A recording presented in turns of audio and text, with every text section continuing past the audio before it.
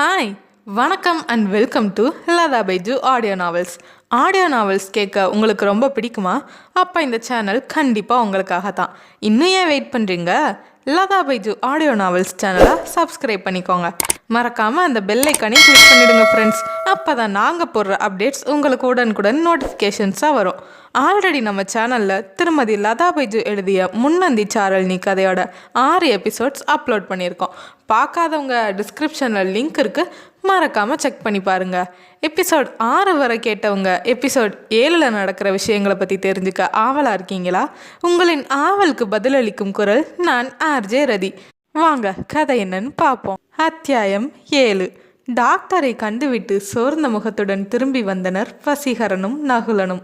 அவர்களிடம் வந்த ஹாசினி, டாக்டர் என்ன சொன்னாங்க வசீகரன் என்றாள். அவளை ஏறிட்டவனின் விழிகள் கண்ணீரில் மிதக்க ஹாசினியின் மனது துடித்தது. என்னப்பா டாக்டர் என்ன சொன்னாங்க என்றார் ஏகாம்பரம் நகுலனிடம். ஒரு நிமிடம் அமைதியாய் இருந்தவன் நிமிர்ந்தான். சார், வளரோட தலையில் ஒரு கட்டி இருக்கான். அதை இத்தனை நாள் கவனிக்காமல் விட்டதில் வளர்ந்துட்டே இருந்திருக்கு. இன்னும் 1 மாதத்துக்குள்ளே அதை ரிமூவ் பண்ணலைன்னா மூளையோட டச் ஆகிடும். அதுக்குள்ளே ஆப்ரேஷன் பண்ணி ஆகணுமா, இல்லைன்னா உயிருக்கே ஆபத்தாகிடும்னு சொன்னாங்க என்றான். ஓ காட், எப்படி வசீகரன் இத்தனை நாள் தெரியாமல் இருந்துச்சு? கவனம் இல்லாமல் இருந்துட்டீங்களா என்றாள் ஹாசினி உண்மையான அக்கறையுடன். மற்றவர்களும் வசீகரனை நோக்க அவன் சொல்ல தொடங்கினான். அப்பா இறந்த நேரத்துலேருந்து அப்பப்போ என் தங்கச்சிக்கு தலைவலி வந்துக்கிட்டே இருக்கும். அவளும் மாத்திரை போட்டுக்குவா, இல்லைன்னா தைலம் தடவிக்குவா. தலைவலிக்காக கண் டாக்டரை பார்த்து கண்ணாடி போட வச்சோம். அதுக்கப்புறம் வலி குறைஞ்சிருச்சுன்னு சொன்னான். நாங்கள் வேதனைப்படுவோன்னு வலிச்சதை சொல்லாமல் மறைச்சாலா இல்லை சாதாரணமாக எடுத்துக்கிட்டாளான்னு தெரில. அம்மாவும் அப்பா போன துக்கத்திலேயே எப்போவும் வருத்தத்தோடையே இருப்பாங்க, அதனால் சொல்லாமல் இருந்திருக்கலாம் என்றவன் நிறுத்தினான். அப்படி தான் இருக்கும் வசீகரன். காலேஜில் கூட வளர் அப்பப்போ தலைவலின்னு சொல்லி ரெஸ்ட் எடுத்துகிட்ருப்பா என்றான் நகுலன். என்று பெருமூச்சு விட்ட ஏகாம்பரம், இந்த விபத்து நடந்ததும் ஒரு விதத்தில் நல்லதாக போச்சு. இப்படி இருக்குன்னு தெரிஞ்சுக்க முடிஞ்சதில்ல. சீக்கிரம் ஆப்ரேஷன் செய்ய ரெடி பண்ணிடலாமே என்றார். இந்த ஹாஸ்பிட்டலில் அதுக்கான வசதி இல்லை சார். கோவையில் ஒரு ஹாஸ்பிட்டலுக்கு கொண்டு போக சொல்லிட்டாங்க. இப்போதைக்கு ஆக்சிடெண்ட் ஆன காயத்துக்கு மட்டும் சிகிச்சை கொடுத்துருக்காங்க. 1 வாரத்தில் இங்கேருந்து டிஸ்சார்ஜ் பண்ணிடுவாங்க. ஆப்ரேஷனுக்கு தான் லட்சக்கணக்கில் செலவாகும்னு சொன்னாங்க என்று நிறுத்தினான் நகுலன். அவர்கள் வசீகரனின் அன்னை படுத்திருந்த அறைவாயிலின் முன்பு நின்று பேசிக்கொண்டிருக்க அப்போதுதான் கண் விழித்த சபர்மதியின் காதில் நகுலன் சொல்லி கொண்டிருந்தது விழுந்துவிட்டது. சட்டென்று மகளின் நிலை மனதுக்குள் மின்னலடிக்க மீண்டும் அழத் தொடங்கினார். ஐயோ, என் பொண்ணுக்கு என்ன ஆச்சு? யாருக்கும் எந்த கெடுதலும் நினைக்காத எங்களுக்கு எதுக்கு இந்த சோதனை? கடவுளே, உனக்கு கண் இல்லையா? வாழ வேண்டிய வயசில் என் பொண்ணுக்கு இந்த கஷ்டம் எல்லாம் தேவையா என்று அழத் தொடங்கினார். அவரை சமாதானப்படுத்த கற்பகம் முயன்றாலும் முடியவில்லை. அவரது அழுகையை கேட்டு வெளியே நின்று பேசிக்கொண்டிருந்தவர்கள் உள்ளே ஓடி வந்தனர். மா, என்னம்மா இது? நீங்கள் இப்படி அழுது ஆர்ப்பாட்டம் பண்ணிட்டு இருந்தா நான் என்ன பண்ணுவேன் என்ற வசீகரன் அன்னையின் கையை ஆதரவாய் பற்றி கொண்டான். கண்ணா, காலையில் எவ்வளவு சந்தோஷமாக கிளம்பி போனாலே ஒரே நாளுக்குள்ள அவளோட நிலைமை இப்படி ஆயிடுச்சு. எனக்கு பயமாக இருக்கு கண்ணா. அப்பாவை போல இவளும் நம்மளை விட்டுட்டு போயிடக்கூடாது. ஏதாவது பண்ணுடா என்றவர் கதறுவதை கண்டு அங்கே உள்ள அனைவரின் கண்களும் கண்ணீரில் நிறைந்தது. இங்கே பாருங்க மதியம்மா, அப்படியெல்லாம் நம்ம பொண்ணை விட்டுடுவோமா?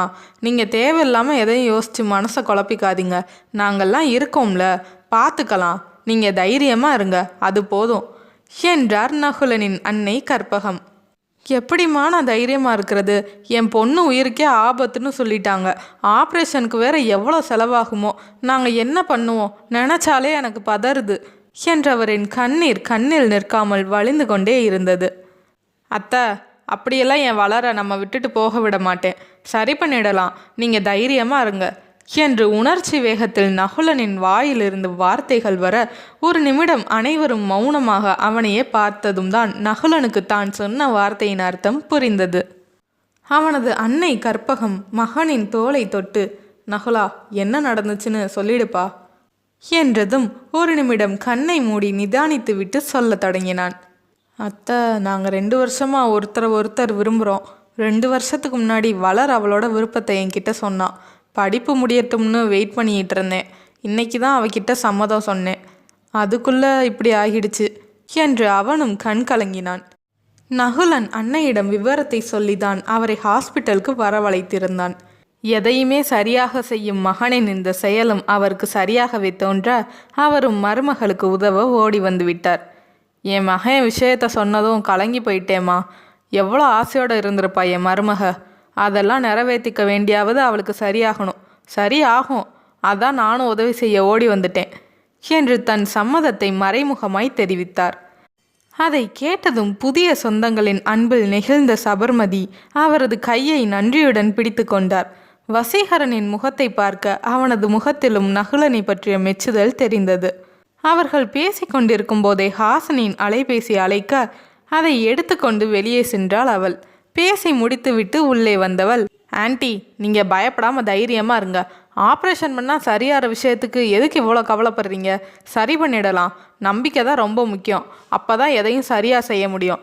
நீங்கள் ரெஸ்ட் எடுங்க. ஒரு அவசரமான வேலை, நாங்கள் கிளம்புறோம் என்றவள், வசீகரன் ஒரு நிமிஷம் வாங்க என்றாள். படபடவென்று நம்பிக்கையோடு அழுத்தமாய் பேசிய அந்த காக்கி உடை பெண்ணை அதிசயமாய் பார்த்தார் சபர்மதி. அவளது நிமிர்வும் பேசிய தோரணையும் முகபாவமும் ஒரு நிமிடம் அவரது வேதனையை மறந்து அவளை கவனிக்க வைத்தது. அவள் பேசிய வார்த்தைகள் ஒரு அமைதியை தந்தது. ஹாசினியும் ஏகாம்பரமும் விடை பெற்று அறைக்கு வெளியே நடக்க வசீகரனும் அவர்களுடன் வந்தான். வசீகரன், உங்களுக்கு ஏதாவது உதவி வேணும்னா சொல்லுங்க. 2 நாள் கழித்து ஸ்டேஷன் வந்தால் போதும். இதை வச்சுக்கோங்க என்றவள் பணத்தை அவனிடம் நீட்டினாள். அது வந்து என்று அவன் வாங்குவதற்கு தயங்க, பிடிங்க, தங்கச்சியை பார்த்துக்கோங்க என்றவள் அவன் கையில் பணத்தை திணித்தாள். நாங்கள் வரோம். வசீகரன், கோவை ஹாஸ்பிட்டலில் ஏதாவது ஹெல்ப் வேணும்னா சொல்லுங்க, நான் செய்கிறேன் என்றவள் வெளியே நடந்தாள். வசீகரனிடம் வந்த ஏகாம்பரம், தங்கச்சியை பார்த்துக்கோப்பா, ஆப்ரேஷனுக்கு சீக்கிரம் ரெடி பண்ணுற வழியை பாருங்க, என்னால் முடிஞ்ச உதவியை நானும் பண்ணுறேன் என்றவர் அவனிடம் விடை பெற்று ஹாசினியின் பின்னால் ஓடினார். வண்டியை எடுத்தவள், சார், அந்த சிவா கேஸில் ஒரு பையன் ஃபோட்டோவை பிரிண்ட் போட்டோம்ல, அந்த ஃபோட்டோவில் இருக்கிறது மாதிரி ஒருத்தன் சேலம் மார்க்கெட்டில் வட்டிக்கு கொடுத்துட்டு இருக்கானா. பணம் கொடுக்க லேட்டானா வட்டிக்கு வட்டி போட்டு வசூல் பண்ணி ரவுடித்தனம் பண்ணிகிட்டு இருக்கானா. இவனுக்கும் அவனுக்கும் கண்டிப்பாக ஏதோ சம்மந்தம் இருக்கும்னு சேலம் போலீஸ் ஸ்டேஷன்லேருந்து நமக்கு இன்ஃபர்மேஷன் வந்திருக்கு என்றாள். ஓ, ஓகே மேடம். இப்போ நம்ம அங்கே தான் கிளம்புறோமா? சேலம் ஸ்டேஷனுக்கு நம்ம வர்றதை சொல்லிட்டீங்களா மேடம் என்றார் ஏகாம்பரம். அந்த ஸ்டேஷன் சப் இன்ஸ்பெக்டர் தான் பேசினார். அவரே விசாரித்து சொல்கிறதா சொன்னார். இருந்தாலும் நம்ம நேரிலே போயிட்டு வந்துடலாம் என்றவள் பிறகு சாலையில் கவனமானாள். நாட்கள் அழகாய் நகர்ந்து கொண்டிருக்க வளர்மதி ஹாஸ்பிட்டலிலிருந்து வீடு திரும்பி இருந்தாள். தலையில் இப்போதும் சின்ன கட்டு இருந்தது. கை கால்களில் மருந்து மட்டும் போட்டு கொண்டிருந்தாள். நகுலனை பற்றிய விஷயம் வீட்டுக்கும் தெரிந்து விட்டதால் அவனும் கற்பகமும் அவளை பார்க்க அவ்வப்போது வந்து செல்வர். வசீகரன் தான் வளர்மதியின் சிகிச்சைக்காக அலைந்து கொண்டிருந்தான். கோவையில் வளர்மதியை பரிசோதித்துவிட்டு ஆபரேஷனுக்கு 7 லட்சம் ரூபாய் ஆகும் என்றும் ஹாஸ்பிட்டலில் 10 நாட்கள் ஐசியூவில் இருக்க வேண்டி வரும் என்றும் கூறி தற்காலிகமாக மாத்திரை மருந்துகளை கொடுத்திருந்தனர். ஆபரேஷன், அறை வாடகை, மருந்து செலவு எல்லாவற்றுக்கும் குறைந்தது 10 லட்சமாவது வேண்டி வரும் என்று தோன்றியது.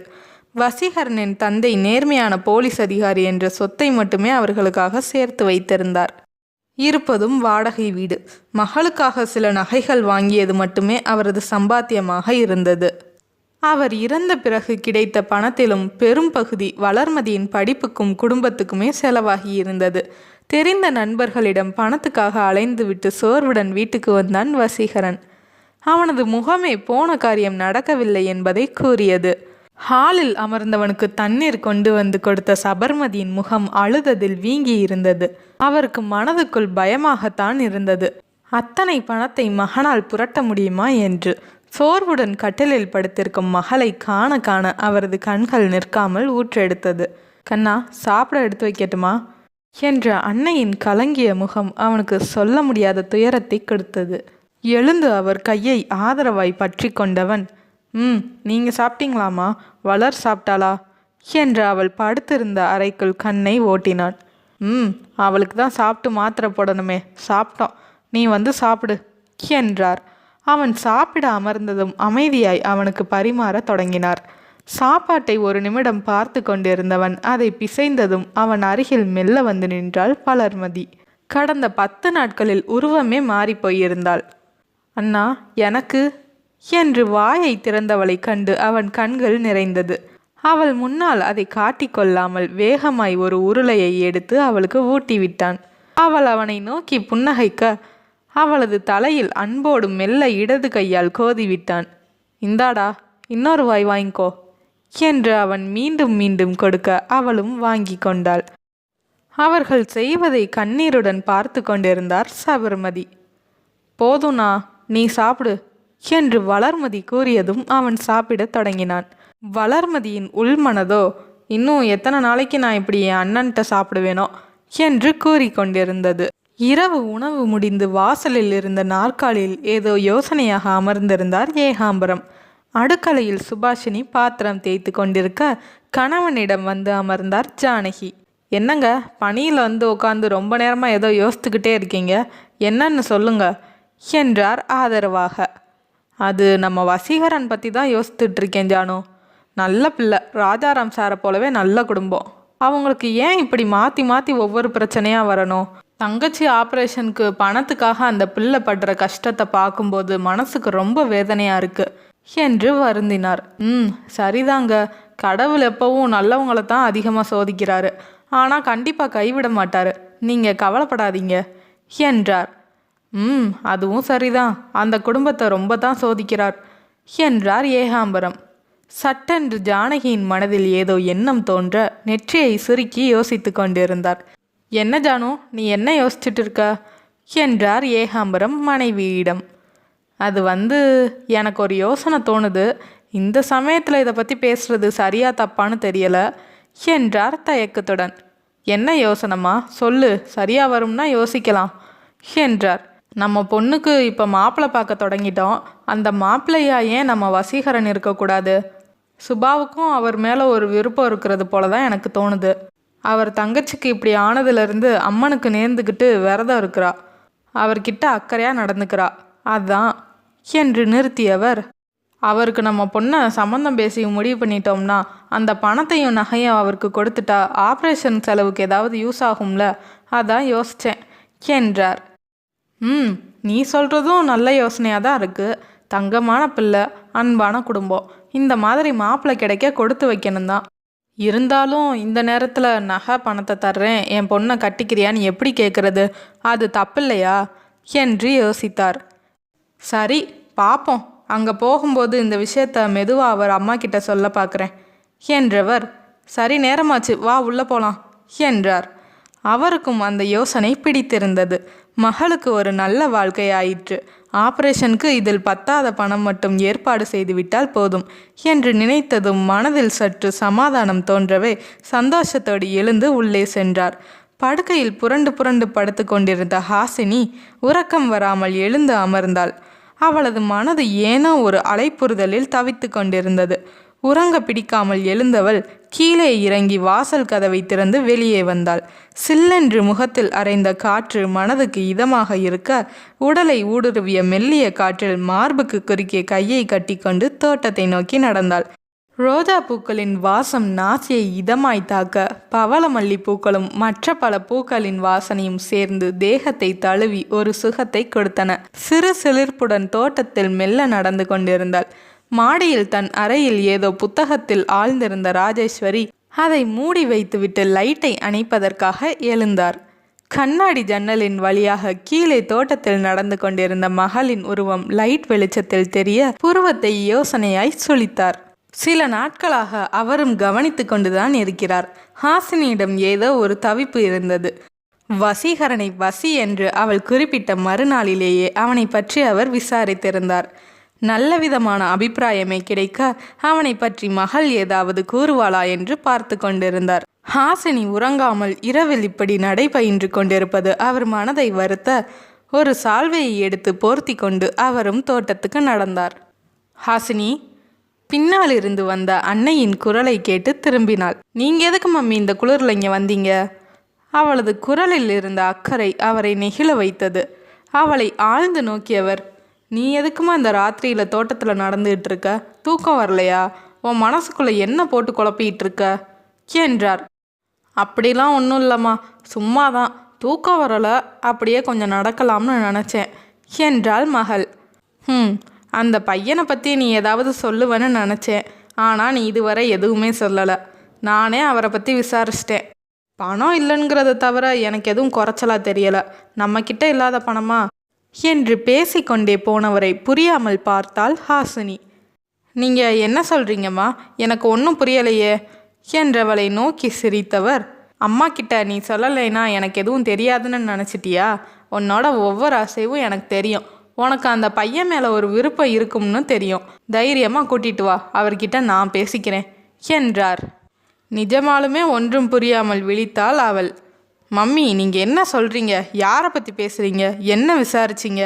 எனக்கு ஒன்றுமே புரியலை என்றாள் குழப்பத்துடன். உனக்கு நான் என்ன சொல்கிறேன்னு நிஜமாலுமே புரியலையா? இதை நான் நம்பணும் என்று சிரித்தவர், எப்படியோ உன் மனசுக்கு ஒருத்தரை பிடிச்சி நீ கல்யாணம் பண்ணிக்க ரெடியானதே எனக்கு சந்தோஷம்தான். மாப்பிள்ளையை என்னைய வந்து பார்க்க சொல்லு. அவரை பற்றி விசாரித்து தெரிஞ்சுக்கிட்டாலும் நேரில் தான் பார்க்கணும்னு முடிவாக இருக்கேன். அவர் தங்கச்சிக்கு ஆப்ரேஷன் முடிஞ்ச கையோட கல்யாணத்தை முடிவு பண்ணிடலாம். நல்ல வேலை யாரையும் பிடிக்கலைன்னு மறுபடியும் வந்து நிற்பேன்னு நினச்சேன். அப்படி வந்து நின்று இருந்தா இந்த சொத்து எதுவுமே உனக்கு கிடச்சிருக்காது. உன் கல்யாணத்துக்கு அப்புறம் தான் இதை உன் பேருக்கு மாற்றி எழுத முடியும்னு உன் அப்பா உயிரில் எழுதி வச்சுட்டு போயிட்டாரே. அப்புறம் என்ன பண்ணுறது என்றவரை அதிர்ச்சியுடன் பார்த்து கொண்டிருந்தாள் ஹாசினி. சரி, ரொம்ப நேரம் ஆச்சு. பணியில் நின்று உடம்புக்கு ஏதாவது வந்துட போகுது. எதையும் யோசிக்காமல் போய் நிம்மதியாக படுத்து தூங்கு. எனக்கும் தூக்கம் வருது, வா என்றவர் முன்னால் நடக்க அவள் அப்படியே சில நிமிடம் ஸ்தம்பித்து நின்றிருந்தாள். கால்கள் அனிச்சையாக அவரை பின்தொடர மண்டைக்குள் அவர் சொன்ன வார்த்தைகளே மந்திரமாய் ஒலித்து கொண்டிருந்தது. அன்று இரவு முழுவதும் அதையே பல விதத்தில் யோசித்து கொண்டிருந்தவள் மனதில் ஒரு யோசனை தோன்றியது. அதை செயல்படுத்த நினைத்ததும் மனதில் ஒரு உற்சாகம் பரவ, காலையில் வசீகரனை போய் பார்க்கணும் என்று நினைத்து கொண்டாள். வெகு நேரம் யோசனையோடு விழித்திருந்தவள் வசீகரனின் அலைபேசிக்கு ஒரு குறுஞ்செய்தியை அனுப்பிவிட்டு கதிரவன் கிழக்கில் உதிக்க தொடங்குவதற்கு முன் உறங்கி போனாள். என்ன ஃப்ரெண்ட்ஸ், இந்த எபிசோட் உங்களுக்கு பிடிச்சிருந்தா இந்த வீடியோவை லைக் பண்ணுங்க. உங்க ஃபீட்பேக்கை கமெண்ட்ல சொல்லுங்க. இந்த மாதிரி ஆடியோ நாவல்ஸ் கேட்க விரும்புகிற உங்க ஃப்ரெண்ட்ஸ்க்கு மறக்காம ஷேர் பண்ணுங்க. நெக்ஸ்ட் எபிசோட் வர வரைக்கும் stay tuned with Latha Baiju audio novels. உங்களை அடுத்த எபிசோடில் சந்திக்க காத்திருக்கும் நான் RJ ரதி.